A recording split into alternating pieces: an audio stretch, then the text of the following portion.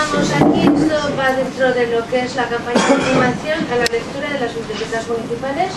Lo organiza y lo coordina la Diputación de Zaragoza, y dentro del ciclo histórico de conmemoración a los 75 años de la Guerra Civil Española hay varios escritores, y en Caspe tenemos el honor de tener a José Luis Melero.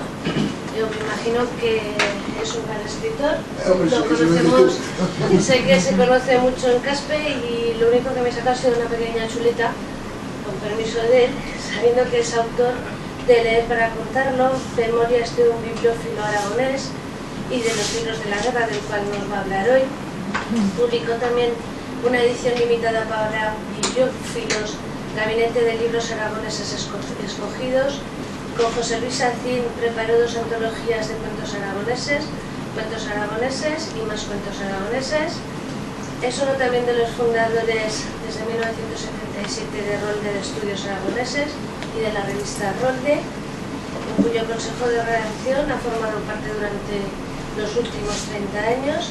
Fue secretario de dirección de la colección Poemas de libros de poesía entre 1983 y 1986, y es columnista del Heraldo de Aragón. O sea, no os quiero entretener más. José Luis.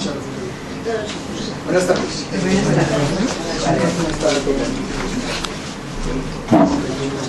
estuve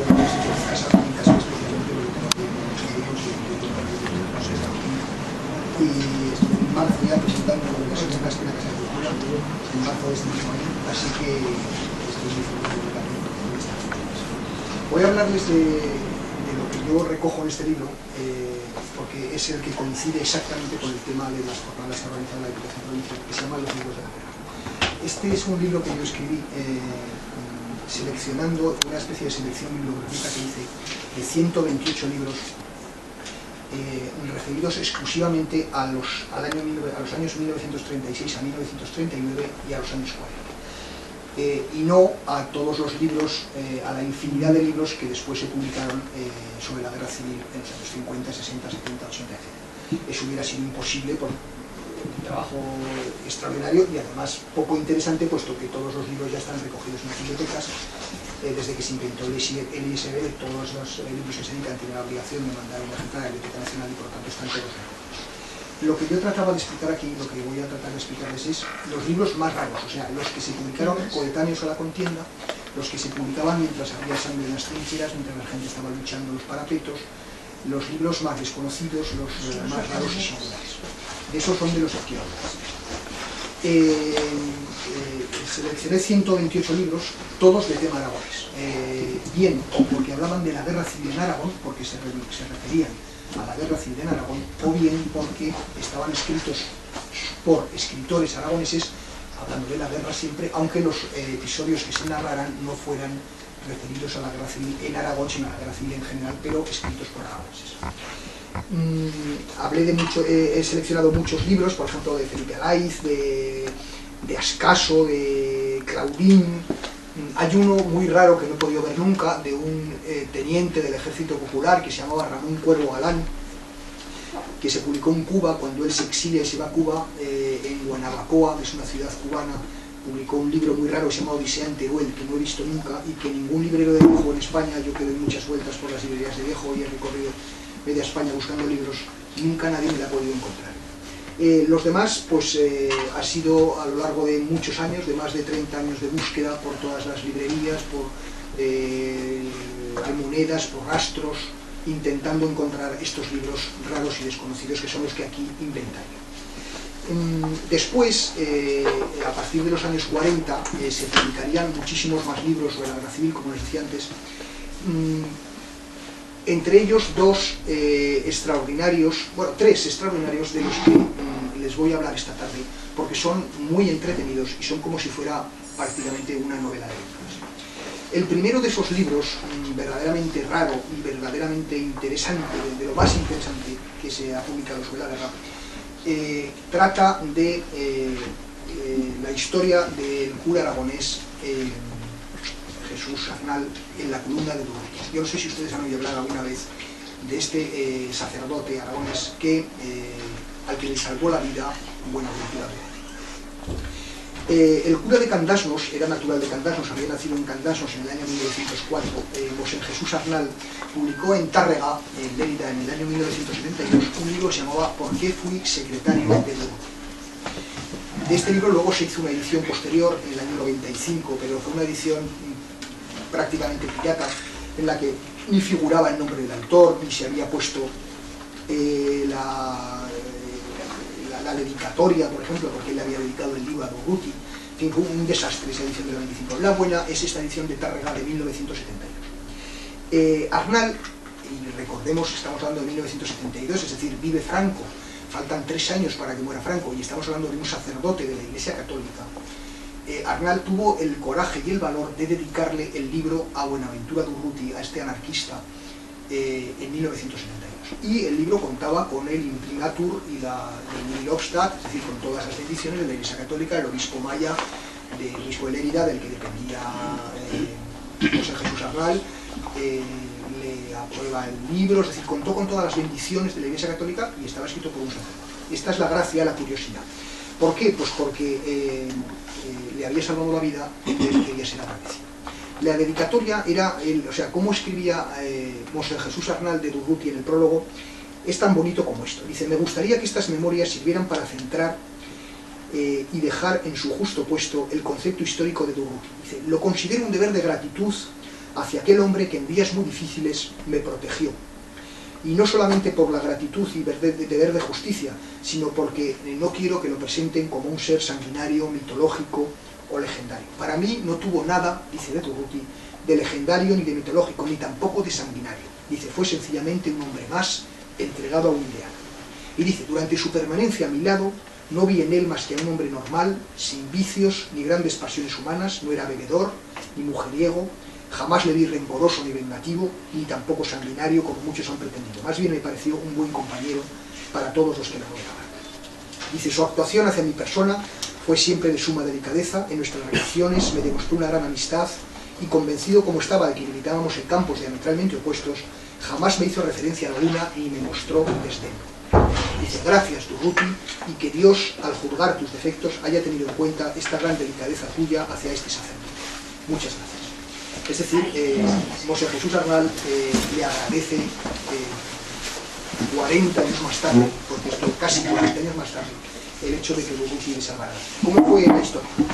José Jesús Arnal, que se había ordenado sacerdote en el año 27, estuvo destinado en distintos pueblos de la provincia de Teruel, en Portarrubio, en cuevas de Portarrubio, hasta que a finales del 35, es decir, unos meses antes de la sublevación militar de julio 36, fue destinado a un pueblecito al lado de Graus, que se llama Aguinaliu.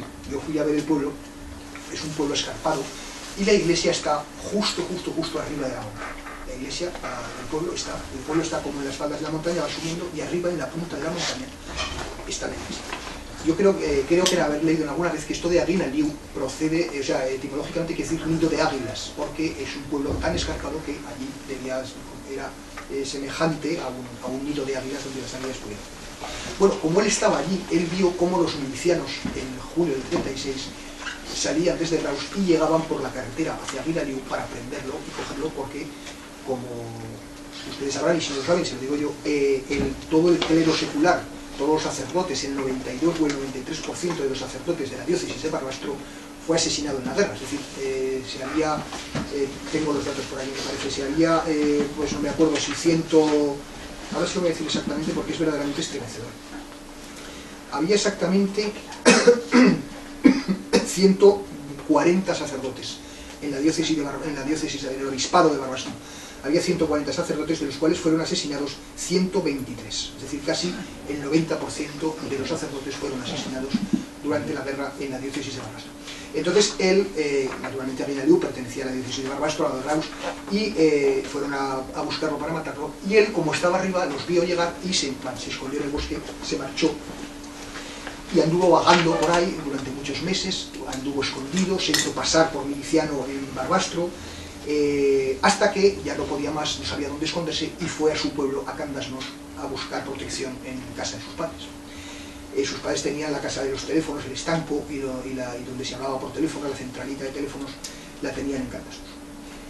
Allí lo coge bajo su protección, lo toma bajo su protección un hombre extraordinario que se llamaba Timoteo Callén. Timoteo Callén era anarquista de la FAI, es decir, de la rama más sanguinaria y más violenta del anarquismo español, la Federación Anarquista Ibérica, y pertenecía al grupo de Durruti y de Ascaso. Ascaso, recordemos que era el que había asesinado al arzobispo Soldevila en Zaragoza, y él estaba en esa línea. Pero él era un hombre de bien, como hay hombres de bien en todas partes, naturalmente. Él era un hombre de bien y él le dijo a Monseñor Jesús Arnal, de quien era amigo desde niño, que no se preocupara, que él lo iba a tomar bajo su protección y que mientras él estuviera allí no le iba a ocurrir nada.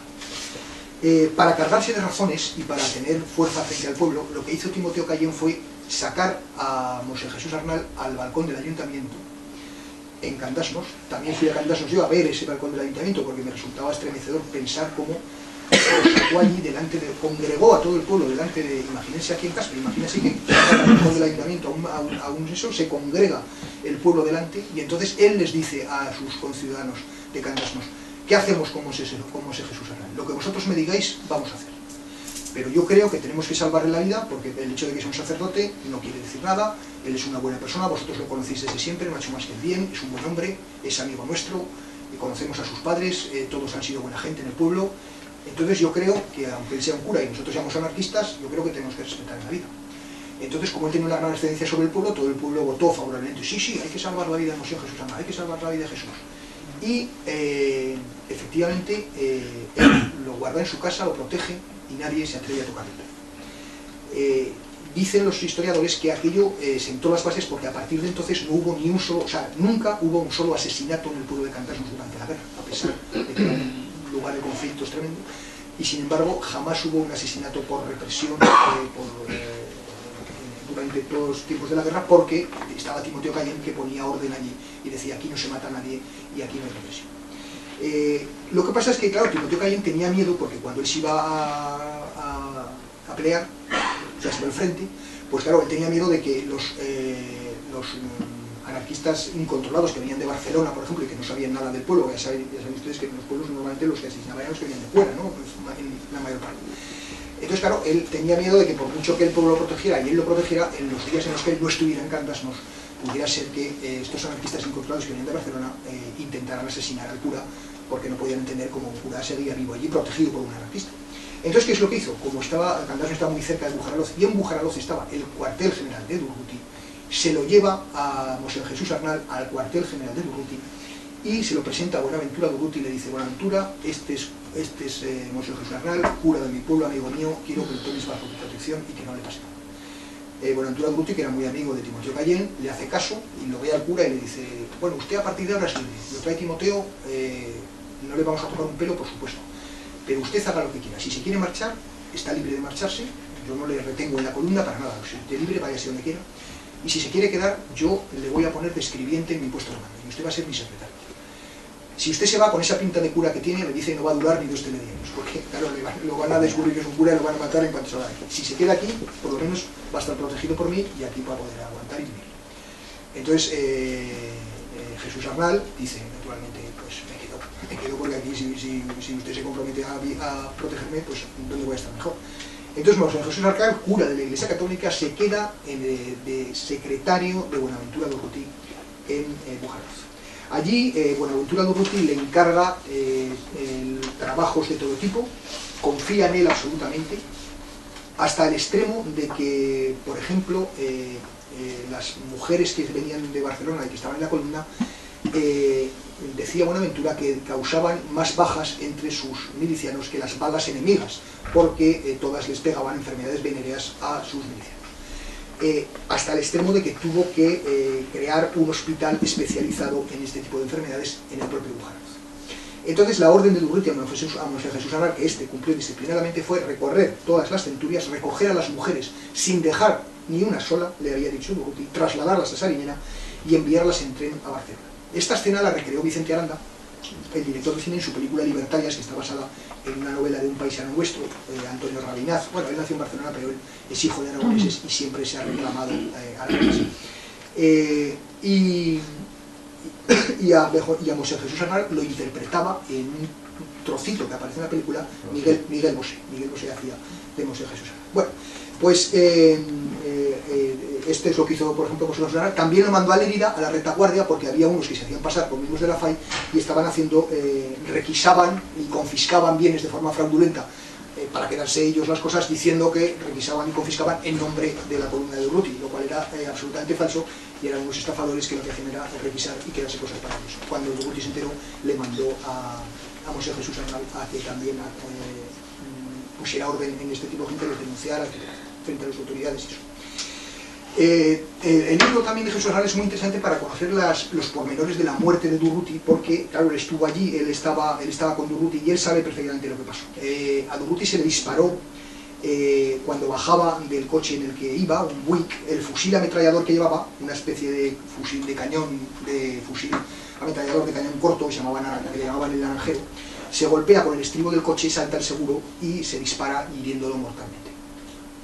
El herido fue llevado al Hotel Rich, donde estaba entonces habilitado como hospital, y se llama a uno de los más prestigiosos cirujanos que había en Madrid entonces para que lo atienda.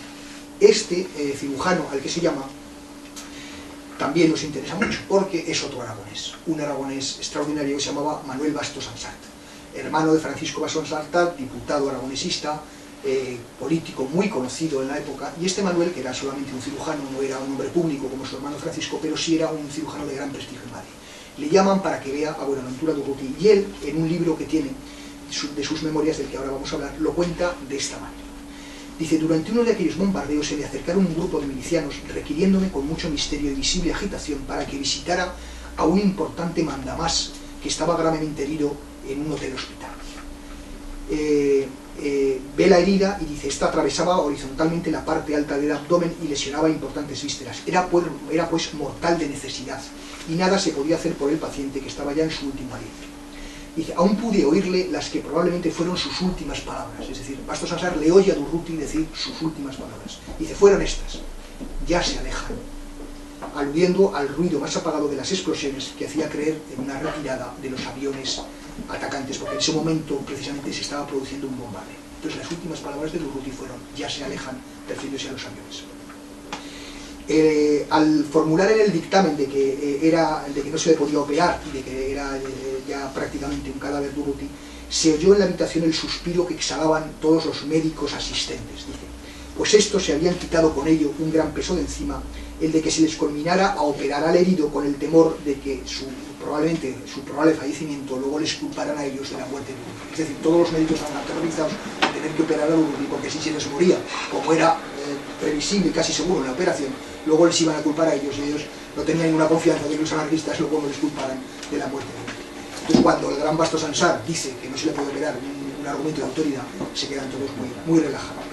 Este Bastos Ansart, hermano Francisco, como digo, publicó unas memorias donde cuenta esto, que se llama el libro también, otro libro raro de los que hablamos, de las guerras coloniales a la guerra civil, memorias de un cirujano.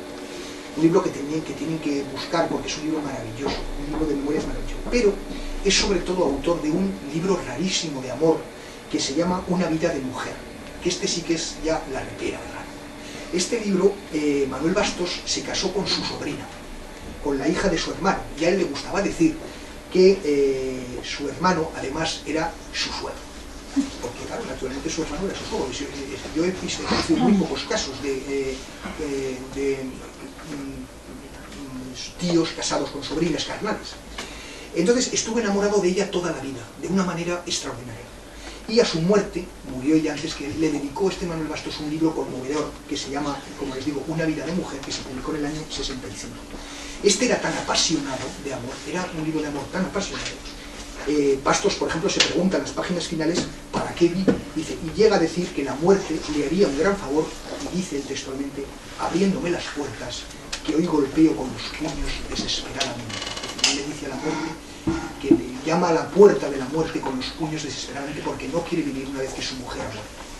Entonces a los censores les dio tanto miedo este libro de amor, porque era un libro de amor, de amor fou, que dirían los franceses, de amor loco, ¿no? De amor enloquecido, de amor apasionado. Les dio tanto miedo que solo autorizaron la difusión privada del libro y no se comercializó, no dejaron venderlo en librerías. dejaron imprimir, pero no dejaron que se comercializara. Entonces es un libro que ha pasado completamente desapercibido, es un libro muy raro, pero que es un libro maravilloso. Estos profesores debían pensar que el amor era revolucionario y les daba mucho miedo que se publicara esto.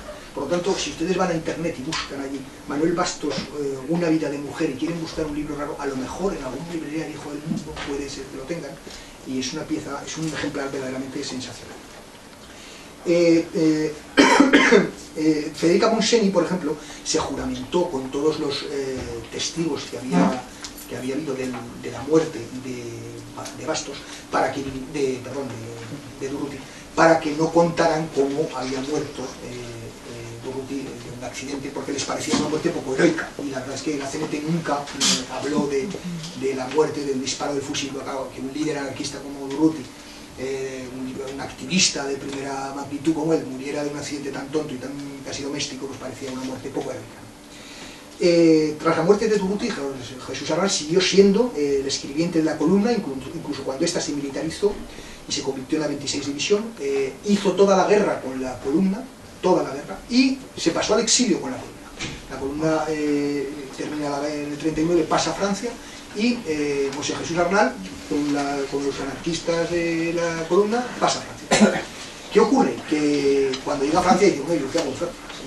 Soy anarquista y nada, pues yo me voy a volver a España y voy a presentarme al obispo y le voy a decir lo que me pasó, y a lo mejor me perdonan y entienden lo que pasó. Efectivamente, se va al obispo de Mérida y le dice pues, lo que ha pasado, lo meten unas semanas en el campo de concentración de la Merced en Pamplona, ahí está, hasta que consiguen los avales necesarios para sacarlo y para tal, lo rehabilitaron, y luego ya le destinaron a diferentes parroquias del Alto Aragón, donde estuvo en Las Cuarres, en La Guarres, en Monte de Roda, en Castellaliu, y luego en Vallobar, que estuvo muchos años y allí murió de párroco de Vallobar, y en el año 71, y ahí está enterrado. Está la lápida, está en el cementerio de Vallobar, sigue enterrado Monseñor Jesús Arnal.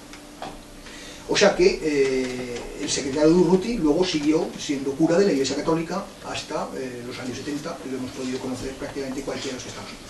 Lo más hermoso de la historia es que Jesús Arnal, después de la guerra, tuvo la satisfacción de poder devolverle a Timoteo Cayenne el favor que éste le había hecho, y contando con su aval pecuniario, porque le dejó dinero para vivir y para todo, y con su aval personal, porque él lo avaló en todos los foros y en todas partes, Timoteo Cayenne fue el único jefe de comité, porque era el jefe de los anarquistas de Cantasno, fue el único jefe de comité de la CNT y miembro destacado de la FAI, que pudo pasearse libremente por la España de Franco sin ningún problema, sin que nadie le hiciera absolutamente nada. Otro libro muy bonito también este es El anarquista bueno, Timoteo Cayenne, y ahora vamos a hablar de un anarquista malo. Vamos a hablar de un anarquista sanguinario, frente al que hemos visto, frente a Timoteo Cayenne, que era el ejemplo de hombre bondadoso que salva la vida de un sacerdote tan alejado de su forma de entender la vida. Ahora vamos a hablar de otro anarquista terrible. El libro que nos pone en contacto con él es el libro de un periodista catalán que se llama Avelí Artís Gener, que se llama 556 Brigada Mixta, que se publicó en el año 45 en el exilio, que cuenta cómo estaba en el cementerio de Huesca, cómo atacó Huesca, cómo asedió a Huesca, cómo se escondían en los panteones del cementerio mientras atacaban a Huesca, y cómo cuando las bombas de los defensores de Huesca caían sobre el cementerio despanzurraban las tumbas, y el espectáculo, imagínense, no podía ser más deprimente y más repelente. Bueno, pues este Artís Gener, que firmaba sus artículos con el seudónimo de Tisner, fue uno de los que investigó la muerte de los hermanos Badía en el año 36. Los hermanos Badía, Miquel Badía sobre todo, era el jefe de la policía catalanista que Macià había creado con las juventudes de Esquerra Republicana de Cataluña y Estat Català. Se llamaban los Escamots, y Miquel Badía era un catalanista exaltado que estaba enfrentado a los anarcosindicalistas de la FAI de forma brutal. La Generalitat utilizaba a la policía catalanista para enfrentarse a los anarquistas, para, digamos, reventar huelgas y romper huelgas anarquistas, y los anarcosindicalistas de la FAI se la tenían jurada a los Escamots, a esta policía catalanista de Macià, que dirigía este Miquel Badia. Entonces, una vez, este anarquista del que vamos a hablar, Justo Bueno, lo más gracioso es su nombre. O sea, uno de los peores anarquistas sanguinarios que se recuerdan se llamaba Justo Bueno, ese es graciosísimo. Bueno, pues este Justo Bueno, natural de Munébrega, provincia de Zaragoza, cerca de, bueno, ustedes saben perfectamente dónde está Munébrega, nacido en el año 8, fue el responsable del asesinato de Miquel Badia. Cuando Thisner, cuando este Avelí Artis Gener, el autor de este libro, estaba investigando desde las páginas de La Rambla, de uno de los periódicos catalanes de entonces del momento, la muerte de Badia, Thisner se le presentó en el despacho y le dijo: bueno, ya se acaba la investigación. Yo te voy a decir quién ha matado a Badia. Yo. Lo hemos matado yo, Lucio Ruano y mi grupo de anarquistas. A partir de ahora ya lo sabes, ¿no? Pues deja de investigar. Y si esto lo haces público, eres hombre muerto, tú y tu compañero que está investigando la historia. Naturalmente, como un buen periodista, ante esa información no pudieron callársela, como cualquier periodista en raza hubiera hecho, lo publicaron al día siguiente, jugándose la vida. Le salió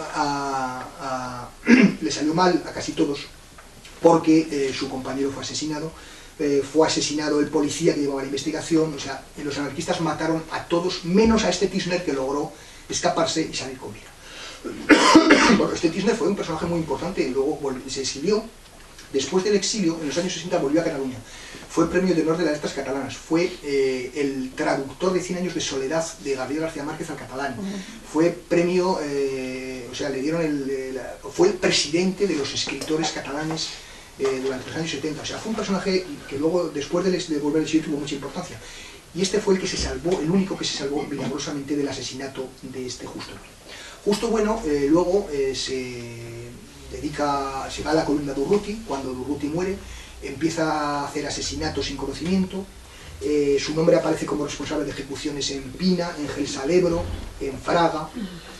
Volvió a Barcelona y asesinó a 5 personas, entre ellos a los propios hermanos Ruano, a sus compañeros del grupo de anarquistas, porque estos habían descubierto que preparaban una huida con el dinero que habían ido robando y se querían marchar los dos y dejarlos a sus compañeros sin dinero. Y entonces este se enteró, los asesinó también y los enterró en un garaje cerca de la Gran Vía. Total, que la policía descubre los asesinatos de estos 5 anarquistas, de estos 5 compañeros, los descubre enterrados en este garaje y detienen a Justo Bueno. Justo Bueno está unos meses en la cárcel, pero como llega ya la guerra, el follón de la guerra y todo esto, acaban liberándolo la FAI. La FAI ataca la prisión en la que él está detenido y consigue escaparse. Se marcha a Francia y luego en Francia está 1 año o 2 y vuelve. Como al volver hay un follón ahí que nadie sabía quién volvía y quién no volvía, y este además como es un traidor y todo esto de mal tipo, pues entonces se acerca a los sindicatos verticales, se hace pasar por falangista. Total, que consigue que no le pase nada. Y se queda en la España de Franco viviendo tranquilamente los 2 o 3 primeros años. Hasta que al final un antiguo policía, o sea, un policía al servicio de Franco entonces, de la Brigada Político-Social, que se ha pasado a Franco, pero que había sido policía con Miquel Badia en los escamots, es decir, que había sido miembro de esa policía catalanista, y sabía perfectamente que este Justo Bueno era el que había asesinado a su jefe, el que había asesinado a Miquel Badia. Este, ahora que está en la Brigada Político-Social, lo ve paseándose por las Ramblas de Barcelona y dice: pero si este es el asesino de Badia. Lo detiene, lo juzgan y lo ejecutan. Y entonces en el año 43 o por ahí, Justo Bueno es ejecutado, curiosamente junto a un miembro de Estat Català, uno de los grupos con los que él más enfrentado estuvo. Tenía 36 años y un increíble historial de víctimas a sus espaldas. Este es un artista aragonés del que se habla muy pocas veces y que merecía la pena que lo recordáramos hoy también a través de este libro de Avelí Artis Gener. El tercer libro del que les voy a hablar raro es el libro de Jesús Pascual Aguilar, que se llama Yo fui asesinado por los rojos. Hemos hablado de 2 libros de anarquistas y ahora vamos a hablar del libro de un falangista. Este Jesús Pascual Aguilar es un personaje también curiosísimo, que, bueno, ahora les voy a contar cómo llegamos a conocer a este personaje. 2 meses antes de finalizar la guerra civil, en enero, febrero, por ahí más o menos del 39, 2000 presos se hacinaban en la cárcel que el ejército republicano había instalado en el monasterio de Santa María del Cuyel, en la provincia de Gerona, ya muy cerca de Francia. Entre ellos se encontraban un buen número de prisioneros de guerra hechos en Teruel, había muchos aragoneses allí, y quintacolumnistas de Barcelona, y luego la mayoría de los prisioneros de guerra hechos en Teruel y Belchite. El 29 de enero de 1939, 500 de aquellos presos fueron concentrados en la azotea del monasterio y allí se dio lectura a una lista de 50 hombres a quienes más tarde se anunciaría que iban a construir un campo de aviación en Bañolas. Ninguno lo creyó. Esos 50 hombres a la mañana siguiente fueron llamados al patio de la cárcel. Uno de ellos era José María Poblador, pero tenía las piernas llenas de forúnculos y no podía dar un paso. Lo volvieron a la celda y en su lugar pusieron a uno de los personajes de los que más vamos a hablar ahora esta noche en este capítulo, que se llamaba Rafael Sánchez Mazas. Rafael Sánchez Mazas, carnet número 4 de Falange, por lo tanto falangista de camisa vieja, por detrás de Ramiro Ledesma Ramos, que era el número 1, de José Antonio Primo de Rivera, que era el número 2, y de Julio Ruiz de Ávila, que era el número 3. Estos tres fueron asesinados en la guerra, como todos ustedes saben, y por lo tanto el carnet 4 de Falange se queda como el miembro en activo más antiguo del partido falangista, del Partido Fascista Español de la Falange Española. Sánchez Mazas fue coautor de la letra del Canal Sol, íntimo amigo de José Antonio. La última carta, o de las últimas cartas, quizás mandaría otra a su familia, a sus padres, pero la última o la penúltima carta que manda desde la cárcel de Alicante José Antonio Primo de Rivera se la manda a Rafael Sánchez Mazas, y le encomienda la dirección de Falange, puesto que es el más antiguo miembro activo de la Falange. Es el padre de Rafael Sánchez Ferlosio, como usted, y de Chicho Sánchez Ferlosio, el cantautor. San Rafael Sánchez Ferlosio, todavía activo, colaborador del País, premio Cervantes. Es el hijo de Rafael Sánchez Mazas. A Rafael Sánchez Mazas le salieron los dos hijos de izquierdas, le salieron los dos hijos comunistas. Él era un falangista y se dedicaba en los años 50 a ir sacando de la cárcel a sus hijos, a los que detenían permanentemente la policía, y él iba a la cárcel a sacarlos en función de su cargo, porque era ministro. Fue falangista hasta la muerte, fue un falangista acérrimo. Tiene un libro de los años 50 que se llama Fundación Hermandad y Destino, o algo así, recuerdo en de memoria, pero lo que me acuerdo muy bien es la dedicatoria del libro. Lo que pone en el frontis del libro, antes de comenzar, dice, ya en los años finales de los 50, ni me arrepiento ni me olvido. O sea, él seguía siendo un fanático falangista todavía a finales de los 50. Ni me arrepiento ni me olvido.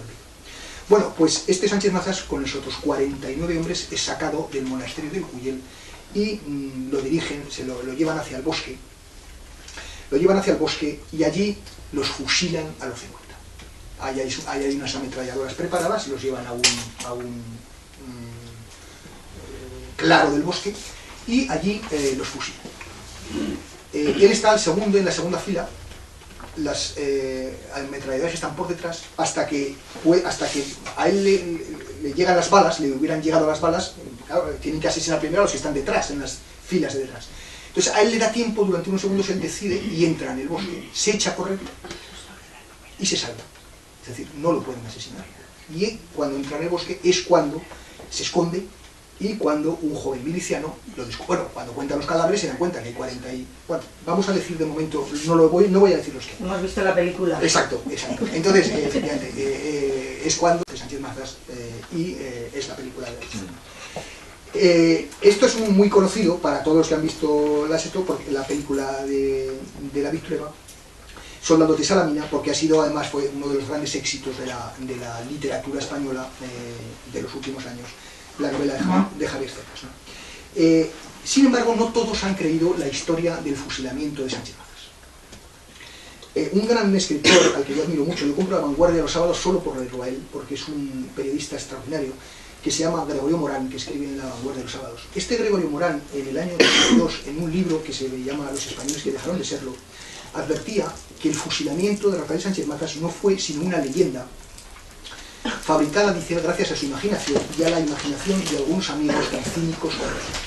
y culpa de esta invención en concreto a Eugenio Montes, poeta también falangista, otro de los compositores del método de Carlos, íntimo amigo de José Antonio y de Sánchez Mazas, que se inventó la historia fusilamiento.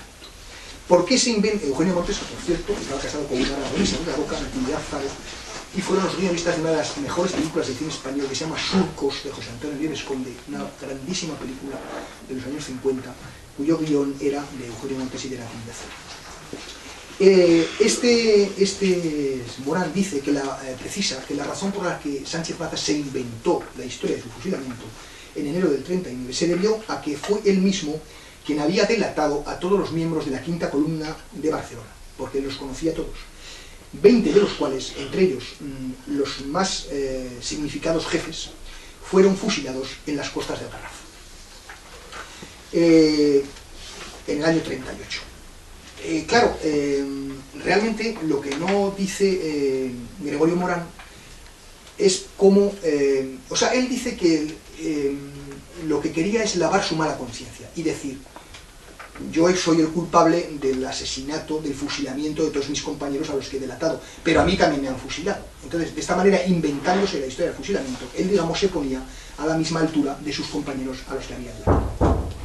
Sin embargo, parece olvidar que, como todos hemos visto en la película y como contó Javier Cercas en su libro, hay muchos testimonios de gentes que le ayudaron en el bosque a Rafael Sánchez Mazas. Daniel Angelats, Joaquín Figueras, María Ferré, todos salen en la película de David Trueba, todos confiesan que ellos vieron y estuvieron con Rafael Sánchez Mazas, que le ayudaron, que lo escondieron. Hay uno que tiene la libreta, conservó toda la libreta que Sánchez Mazas, en la que Sánchez Mazas tomaba notas de lo sucedido, la conservó su padre, la conservó su padre todavía, y ahora el hijo sale en la película con la libreta de Sánchez Mazas, en la que tomaba nota de todas las cosas que iban pasando durante los días que él estaba escondido en el bosque. Por lo tanto, hay que pensar que no puede ser una invención, es decir, que aquello parece realidad. Es decir, Gregorio Morán, que es un hombre que a mí me merece mucho crédito, y que el argumento que dice no es malo, porque realmente Sánchez Mazas era un cínico y un personaje rarísimo, porque cuando, no sé si ustedes saben, cuando nombraron ministro, no iba a los consejos de ministros. Rafael Sánchez Mazas lo hace ministro, Franco lo hace ministro, en los años 40 y tantos.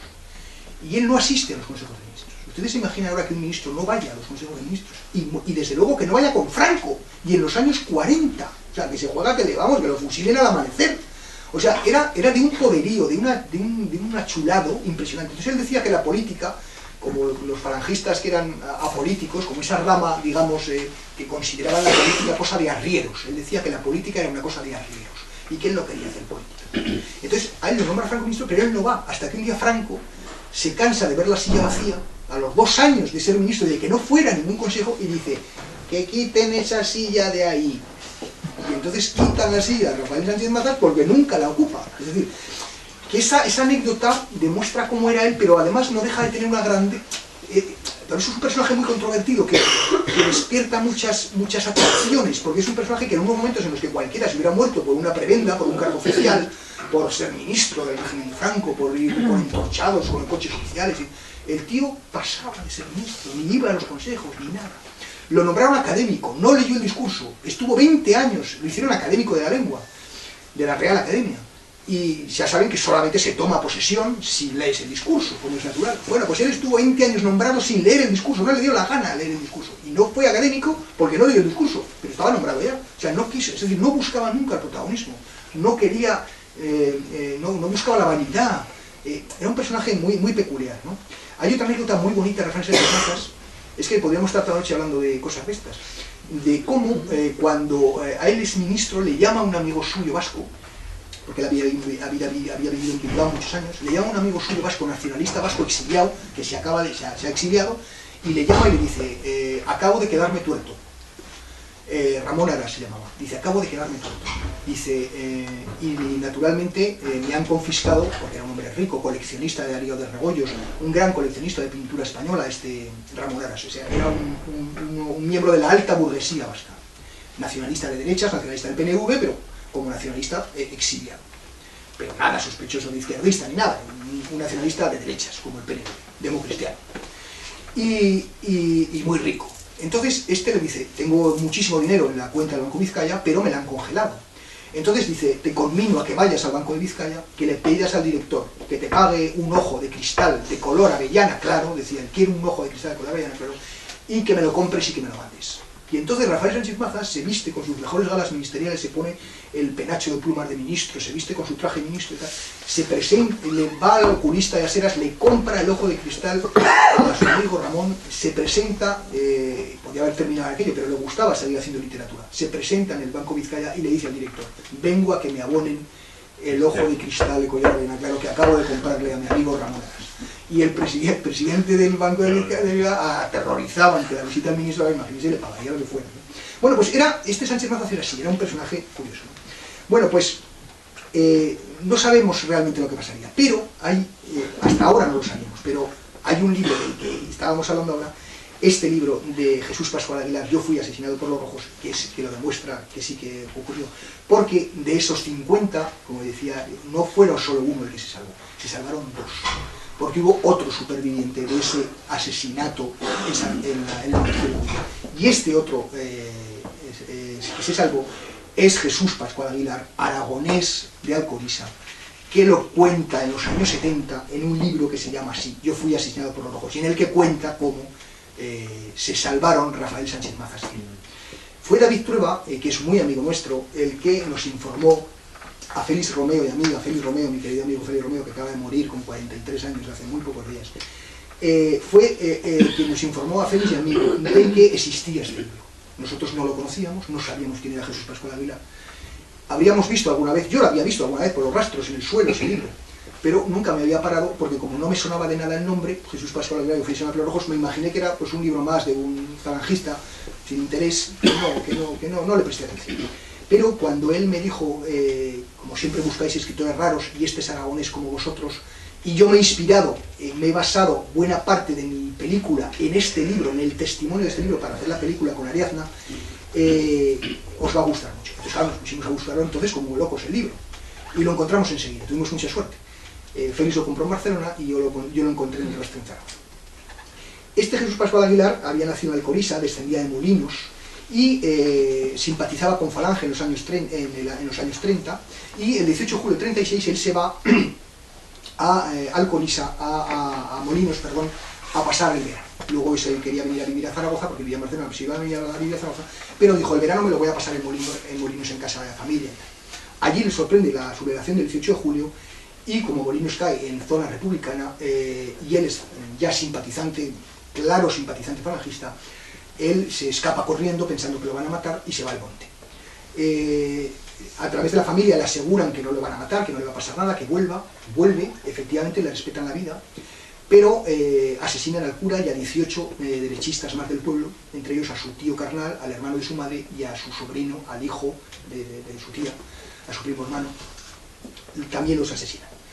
Él se salva, de momento a él le respetan la vida, y llega un momento en el que un tal Enrique Mora, falangista de Barcelona, se hace pasar por un jerarca republicano, se viste como un jerarca republicano, llega al pueblo, engaña a los del comité del pueblo y se lleva, dice que se lo tiene que llevar detenido porque le han dicho en Barcelona que es un derechista y tal, que lo van a juzgar en Barcelona, y se lo lleva y le salva la vida.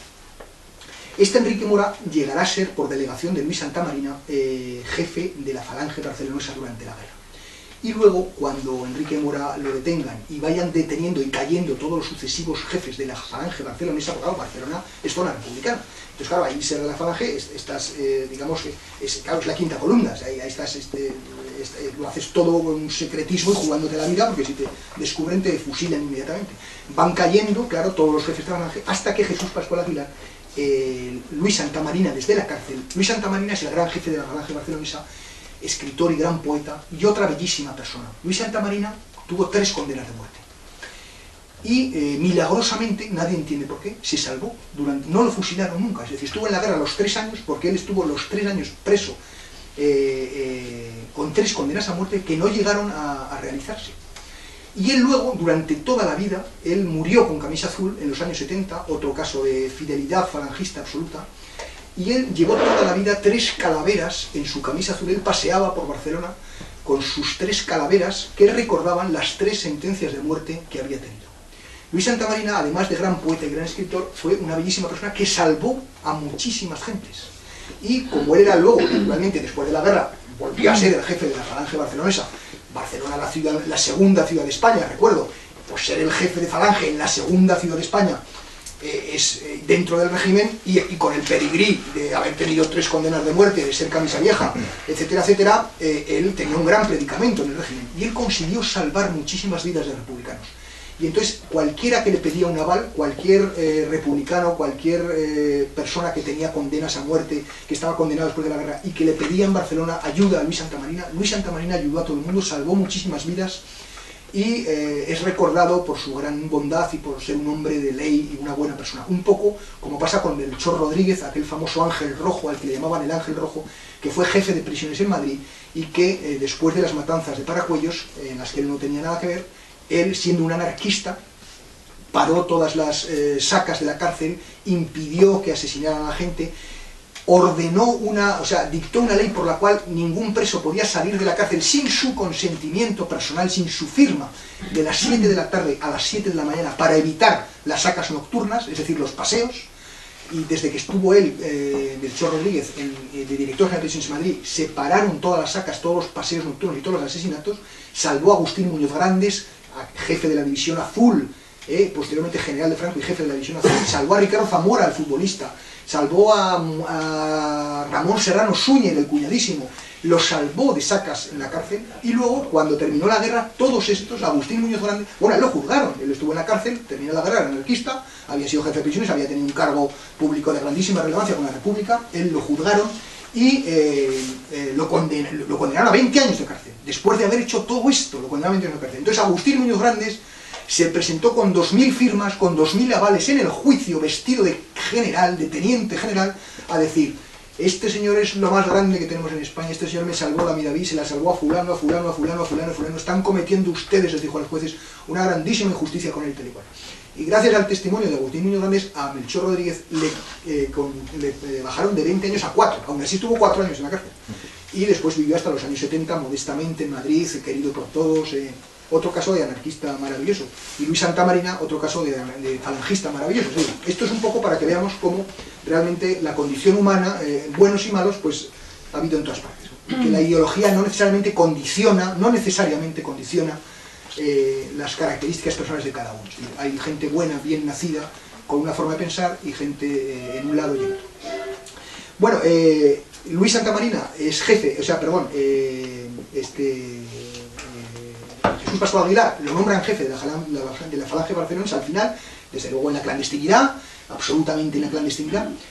Forma parte de la Quinta Columna, va organizando los grupos de la Quinta Columna, porque la Quinta Columna, como saben ustedes, no era un solo grupo, la Quinta Columna, un grupo de opositores a los republicanos, no, la Quinta Columna eran muchos grupos clandestinos que se organizaban, el uno lo dirigían unos, el otro lo dirigían, ya había 30, ya había 20, en plan secreto, que de vez en cuando se podían juntar para cambiar impresiones, porque claro, era muy complicado organizar una oposición dentro de Barcelona, dentro de Madrid, me imagino, ¿no? Es decir, dentro de, como me imagino que le pasaría los mismos a los republicanos que estuvieran, por ejemplo, en Zaragoza, que era zona nacional, ¿no? Es decir, cómo te organizabas sin que te descubrieran, ¿no? Era muy complicado.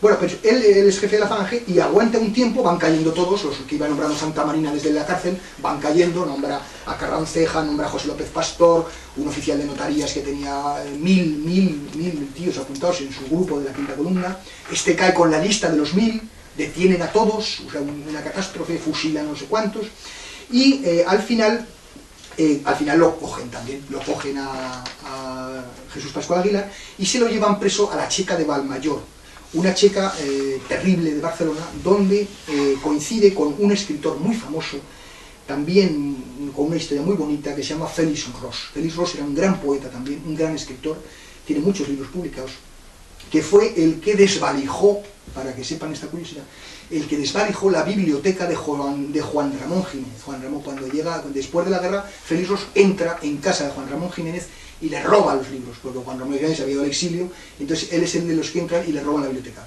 Juan Ramón Jiménez protesta iradamente ante José María Pemán, le llama a Pemán y le dice: Pemán, que me han robado los libros, haz algo y tal y cual, esto es un escándalo. Y entonces José María Pemán pone orden, llama a Félix Ros y le dice, oye tío, no puedes robar los libros de Juan Ramón Jiménez.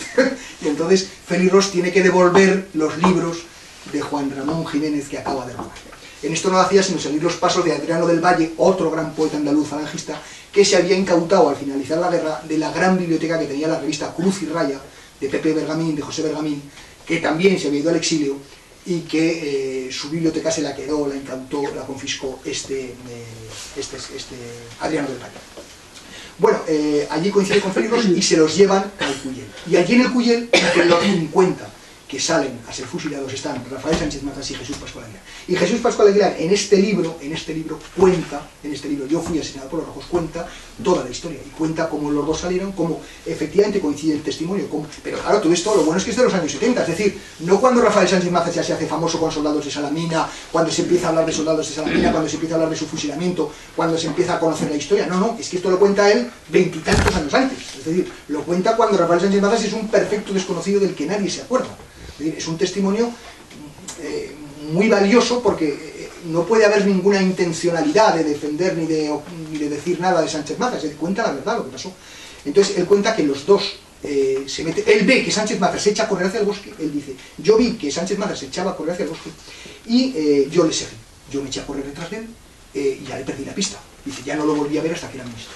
Y lo vi por la radio, o lo escuché por la radio, o en el Gran Hotel de Zaragoza, dice que lo vi una vez en un meeting en el hotel.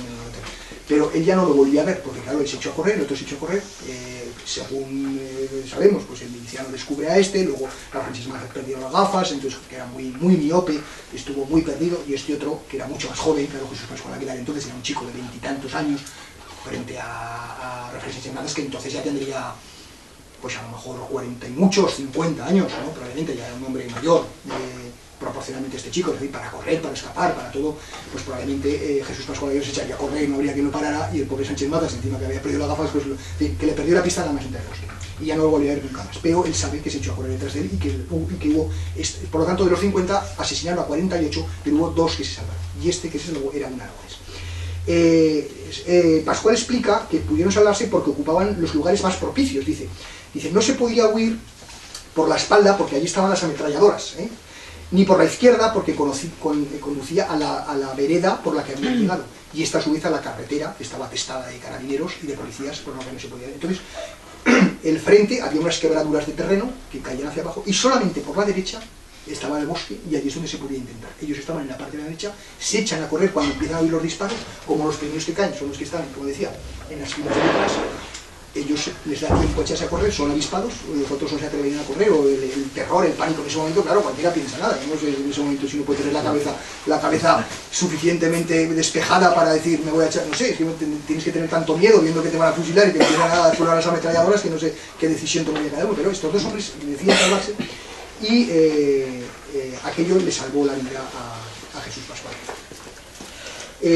A mí me han dicho que terminara ya ahora porque a las 8:30 hay otra cosa yo tengo ya muchos más libros para hablarles, algunos muy interesantes, como por ejemplo de los que recojo aquí, de todos los que recojo aquí y de otros muchos más, el asesinato del obispo de Barbastro, por ejemplo, como el obispo de Barbastro, Florentino Asensio y Barroso, fue asesinado y cómo le cortaron los testículos. Esto es verdaderamente terrible. Al obispo de Barbastro lo cogieron los anarquistas en Barbastro y le cortaron los testículos y los llevaron por los bares de la localidad, enseñándolos en un periódico de la época, y los ponían en las barras de los bares diciendo, estos son los cojones del obispo Asensio. Esto, que lo había escrito siempre su biógrafo, un sacerdote, se llamaba Antonio Arranz, siempre, vamos, los que no somos de Barbastro y no conocíamos la historia y no lo habíamos oído por tradición oral, nos parecía probablemente una exageración propia del momento para, digamos, magnificar la figura del obispo y zaherir, digamos, más a los anarquistas que lo habían asesinado.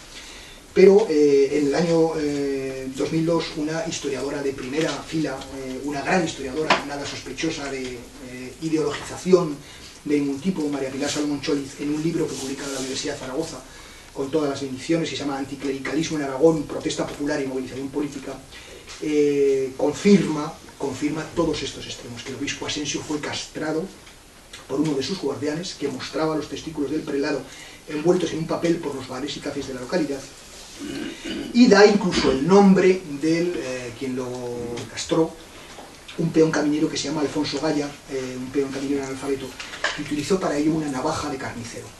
Le acompañaban, pásense ustedes, un oculista, un médico oftalmólogo que se llamaba Héctor Martínez, que también participó en la castración, Mariano Abad, Antonio Riva, José Torrente y Santiago Fernández. Da todos los nombres, hace una investigación ejecutiva y da todos los nombres de los castradores del obispo Asensio de Barbastro. Y frases como decían los bares: no tenías ganas de comer cojones de obispo, decían en los bares, a la gente le ofrecían, no tenías ganas de comer cojones de obispo, unas brutalidades impresionantes. De todos estos autores y de todos estos libros, yo hablo aquí en mi libro, y hablo de, naturalmente, si tuviéramos más tiempo, hablaríamos de Caspe, claro, ¿cómo no vamos a hablar de Caspe? Yo hablo del libro de Sebastián Cirac, de los héroes y mártires de Caspe, hablo mucho del libro de Fermín Morales, naturalmente, y hablo de otro libro de Sebastián Cirac, que es menos conocido que el de los héroes y mártires de Caspe, que se llama La vida de don Cruz La Plana, obispo de Cuenca. Cruz La Plana era chistavino, era alto aragonés del Valle de Gistain, donde había nacido en el año 1875, y había sido obispo auxiliar de Soldevila en Zaragoza, fue su obispo auxiliar. Cuando lo nombran obispo de Cuenca, Soldevila no quiere que se vaya porque le parece un gran obispo y un derechista como él, porque Soldevila era muy derechista y este era también un obispo muy ideologizado, y si quiere que se quede con él en Zaragoza. Y sin embargo no le hacen caso y se va de obispo a Cuenca. Y en Cuenca lo que cuenta Cirac, nuestro paisano Sebastián Cirac, lo que cuenta es que en Cuenca lo que hizo Cruz de la Plana fue organizar la política de derechas de Cuenca. Y entonces él era el consejero supremo, un canónigo de la catedral dirigía la propaganda y la organización, y luego un general que se llamaba el general Fanjul y otro más que se llamaba el señor Conceso Coso. Estos recorrían la provincia y actuaban públicamente. De esta manera, en el 31 se consigue en Cuenca, por ejemplo, una victoria electoral derechista absoluta, y consigue que José Antonio Primo de Rivera, cuenta Cirac, Cruz de la Plana consigue que José Antonio Primo de Rivera se presente por Cuenca a las elecciones, por la candidatura de derechas, y sale elegido por Cuenca por la candidatura de derechas Primo de Rivera, gracias a la petición expresa de Cruz de la Plana. Es decir, es un libro muy interesante para ver cómo realmente había jerarcas de la Iglesia Católica que no eran imparciales, es decir, que había jerarcas de la Iglesia Católica que se decantaban muy significativamente por una ideología, es decir, que no eran los pastores de todo su pueblo, sino que solamente eran los pastores de una parte de su pueblo. Eso creó unos odios brutales, claro, que luego explican buena parte del anticlericalismo, quizás, ¿no? Entonces explican a lo mejor por qué el obispo de La Plana fue de los primeros obispos asesinados, porque allí en Cuenca, claro, las izquierdas le tendrían un odio feroz porque sabían que él participaba en política, es decir, que él no era un obispo de todos, sino que era un obispo solo de una parte de la población. Y entonces lo fueron a buscar. Claro, esto no justifica en absoluto que lo asesinaran, por Dios, pero sí que no lo justifica, pero lo puede explicar, es decir, puede explicar el odio que tenían hacia este tipo de clero que participaba en política de una forma decidida. Entonces lo asesinaron, lo fueron a buscar y lo asesinaron en agosto del 36 junto a otros dos sacerdotes aragoneses que lo acompañaban, que él se había llevado a Cuenca de auxiliares suyos, un beneficiado de la catedral de Cuenca, Manuel La Plana, que era familia suya, y un canónigo que se llamaba Fernando España, que también era del Alto Aragón, paisano suyo. Asesinaron a los tres, ¿no? Por ejemplo. Podríamos hablar del Teviba Rumi, del abuelo de Ruiz Gallardón, del alcalde de Madrid, que era todo lo contrario. Por ejemplo, este era una bellísima persona, falangista, jefe de la prensa de Franco, del movimiento. Era el que le llevaba la propaganda en su cuartel general, el jefe de la propaganda de Franco en el cuartel general, y Teviba Rumi, a este le asesinan un hijo en la guerra. Le sacan a un hijo falangista en Madrid, él está en Madrid, tiene un hijo falangista como él, al que le apodaban el Cejas, lo van a buscar una noche y le dan el paseo, y lo asesinan. Los republicanos, en Madrid estamos hablando. Cuando termina la guerra, detienen al asesino de su hijo. Y se lo llevan para que él lo identifique, porque claro, él lo ha visto, porque estaba en su casa cuando se lo lleva, para que lo identifique y diga que es él y consecuentemente lo fusila. Y le cuenta a Eduardo Haro Teglen, en El País, lo cuenta Haro Teglen, nada sospechoso, un hombre izquierdista, nada sospechoso de querer defender a Altebiba Rumi, a Víctor Ruiz Albéniz, al nieto de Ruiz Aragón, al abuelo de Ruiz Aragón, le dice a Haro Teglen, y Haro Teglen lo contó en El País, me trajeron al hombre que asesinó a mi hijo, y yo lo vi y lo reconocí. Y dije, ¿qué gano yo con decir que es él? Una muerte más, que lo asesinen, me van a devolver a mi hijo porque maten a este hombre, no. Y dije que no lo conocía. Es decir, él, en un gesto de grandeza impresionante, salva la vida del asesino de su hijo. Yo no sé, yo muchas veces me he preguntado, desde que conozco a esta guerra, ¿qué hubiera hecho yo? Es decir, yo no sé si hubiera tenido, vamos, yo creo que no. Yo creo que no hubiera tenido esa grandeza de espíritu, esa grandeza de corazón, de salvar la vida del asesino de mi hijo. Porque, y además estando tan reciente, porque claro, a su hijo lo habrían asesinado en el 38 o por ahí, en el 37, y esto era en el 40. O sea, que es que no es que las heridas hubieran cicatrizado, no, es que hacía 4 días de aquí, ¿no? Han asesinado a tu hijo y tú eres capaz de tener la gallardía de decir, no lo conozco porque no quiero que haya otro muerto. Y al matar a mi hijo, ¿qué gano yo con que lo maten? Esto lo aseveraba Haro Teglen en El País, lo contaba y se le llenaban, cuando lo contaban, todos los que se lo oyeron contar en cafés, etcétera, decían cómo se emocionaba cuando se lo contaba. A mí esta anécdota me parece me la contó mi amigo Víctor Juan, el que me ha acompañado hoy aquí, y desde que la conocí me emocionó tanto que es una de las mejores anécdotas de bonomía que uno puede contar en la vida, ¿no? Cómo uno puede salvar al asesino de su hijo, ¿no? Esto vendría, a lo mejor este gesto es de actualidad, porque ahora con las víctimas del terrorismo, con todo lo que se nos viene encima, ahora con las víctimas del terrorismo, ¿qué vamos a hacer? ¿Cómo va a entender la sociedad española los pasos con el terrorismo? ¿Qué se va a hacer con los terroristas? ¿Las víctimas del terrorismo van a ser generosas? ¿No lo van a ser? ¿No? Es decir, es un tema muy de actualidad, ¿no? Es decir, ¿qué somos capaces de hacer? ¿No? Pues el Altebiba Rumi, que no era sino, el Altebiba Rumi era su seudónimo, él se llamaba Víctor Ruiz Albéniz, pero firmó todos Ruiz Albéniz, como Ruiz Gallardón, por eso es su abuelo, Ruiz Albéniz, era sobrino del músico Albéniz, era sobrino del gran Albéniz, el músico, sobrino carnal, y era periodista. Y cuando estaba destinado a Marruecos, le llamaban, había estudiado medicina, era médico de carrera, aunque nunca la ejerció, porque él vivió del periodismo y de la literatura siempre, pero era médico de carrera. Y entonces a él le llamaban el médico cristiano, los rifeños, ¿no? Los rifeños le llamaban el médico cristiano, y eso en rifeño se dice el Altebiba Rumi. Entonces él cogió ese mote, el Altebiba Rumi, ese seudónimo para firmarlo. Bueno, no les entretengo más, ha sido un placer. Podríamos estar mucho más rato, pero creo que nos estamos pasando ya 5 minutos al menos. Ha sido un placer enorme estar con ustedes en Caspe, y les prometo que volveré encantado cualquier día para contarles más historias como estas letras de Muchas gracias.